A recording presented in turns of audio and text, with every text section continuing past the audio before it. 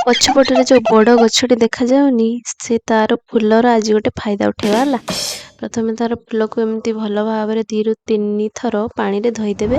ତାପରେ ଏମିତି ମୋ ପରି ଷ୍ଟାଇଲରେ ବସିକି ଏମିତି ଫୁଲକୁ ଛାଣି ପକେଇବେ। ମୋ ପରି ଏପଟ ସେପଟ ନଜର ନ କରିକି ଗୋଟେ ଧ୍ୟାନରେ ଫୁଲକୁ ସବୁ ଛାଣିଦେବେ। ହି ହି।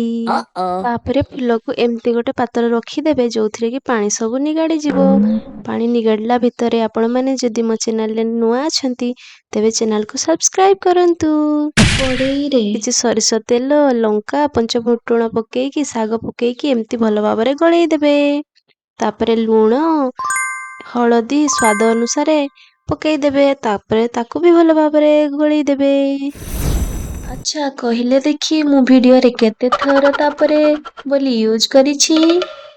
4-6ଟି ରସୁଣ ନେଇକି ତାକୁ ଛେଚିଦେବେ ଏବଂ ୟାକୁ ପୁରା ଲାଷ୍ଟରେ ପକେଇବେ।